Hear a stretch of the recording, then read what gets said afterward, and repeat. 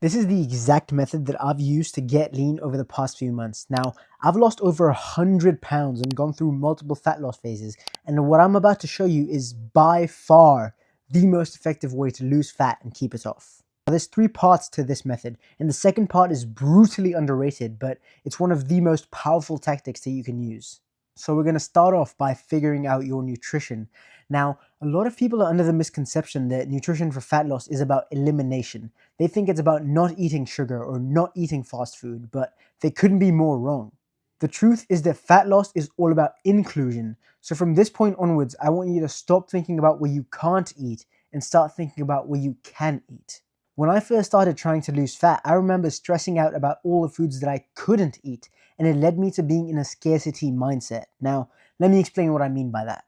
So I want you to do this little thought experiment with me. So for a second, close your eyes and you can think about literally anything, but do not think about green elephants. Literally think about anything and everything except for green elephants. Now, let me guess. You thought about green elephants, didn't you?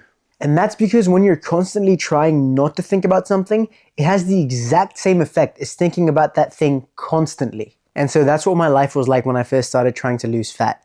I would literally have food on my mind 24/7. My thing, like my weakness at the time, like I've had different food weaknesses over the years. And my weakness at the time was KFC burgers. So I would literally wake up in the morning and go, you know what, bro? You know what would be really nice today? It would be really nice if we went out to get some KFC. And that's like the first thought I have on my mind when I wake up in the morning.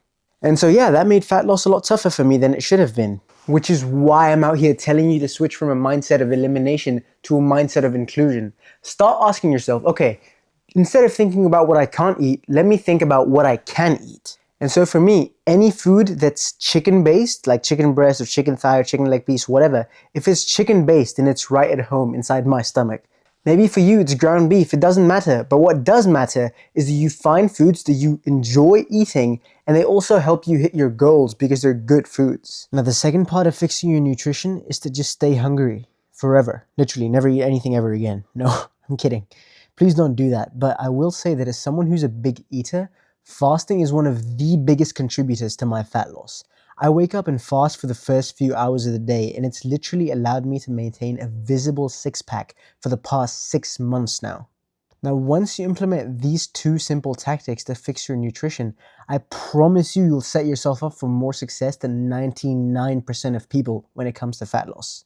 And you might notice, oh, Sultan, you only gave us 2 points. Yeah, I literally only gave you 2 things to change about your nutrition. And that's because I'm a big-ass believer in simplicity. Even with this video, I can easily drag it on for 20 minutes or more and try to put 3 ads in the middle of it, but that would just be fucking unnecessary as shit. I'm only going over 3 things because they're the only things that I focus on for me and the people inside of my minimalist fitness community. And that's because fitness shouldn't be a full-time job. And it's made to look that way by the mainstream industry because it's a great way to get people to keep watching, but it's not a great way to solve a problem, like fat loss, for example, which is what we're trying to solve with this video.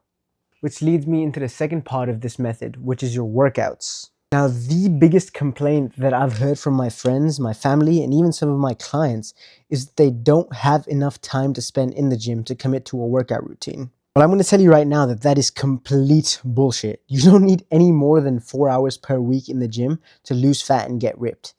And that is a maximum limit, so you can get away with less time. Your training just has to be dialed in. So for that exact reason, my first point when it comes to your workouts is the 2 E's, effective and efficient. You need to be able to get in and out of the gym in no more than an hour. And in that 1 hour, you have to be able to execute a workout that will build you muscle so that you can be toned, not skinny. And by the way, if you want me to implement a time efficient and effective workout for you, then you can click the link below and join my minimalist fitness program. Now, the second point that I want to make with your workouts is your consistency. Say there's 2 guys that are both trying to build muscle, and one guy does the perfect workout, literally 10 out of 10 every time he goes into the gym, but he only goes to the gym once every 4 weeks. But on the other hand, there's this guy who's not as good with his workouts. Every time he goes into the gym, he does a 5 out of 10 workout, but he does a workout once every 3 days. If I had to bet my life savings, I'd bet my life savings on the guy who goes every 3 days because he's more consistent even though he's imperfect. And that's why your goal with your workouts in the gym shouldn't be perfection, it should be consistency. I'm going to repeat that one more time. Your goal with your workouts is to be consistent, not perfect. Now, the final part of this method of losing fat is your movement. Now, again, there's a massive misconception that you need to spend hours on the treadmill running or jogging in order for you to lose fat, but you don't. What you need instead is regular movement that doesn't feel like work. And that's the key. It shouldn't feel like you're working hard. Because if you feel like you're exerting effort when you're doing your cardio, I promise you, for most people, at least my clients who have full-time jobs and have lives outside of the gym, you're not going to be able to sustain it. So you want to find something that doesn't feel like work, but you get bonus points if you can find something that you enjoy doing.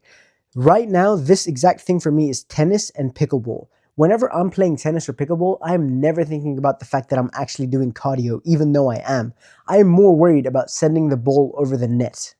And literally up until this point in my life, I've never once looked forward to cardio. But now, whenever I've got a pickleball game scheduled or a tennis practice scheduled, I can't wait to show up to cardio. So let's go over everything we talked about again. For your nutrition, you want to make sure that you're focused on inclusion, not elimination. And also, you want to make sure that you're fasting for a good amount of the time that you're awake. For your workouts, you want to implement a workout program that is both efficient and effective. And then for your movement, all you need to do is find a form of movement that doesn't feel like work. I know this sounds overly simplified, but that's all I've done for myself and my clients to help them lose fat. Now, if you want more detailed and personalized help with your fat loss, click the link below and I'll see you inside my Minimalist Fitness community. Now I'll see you in the next video.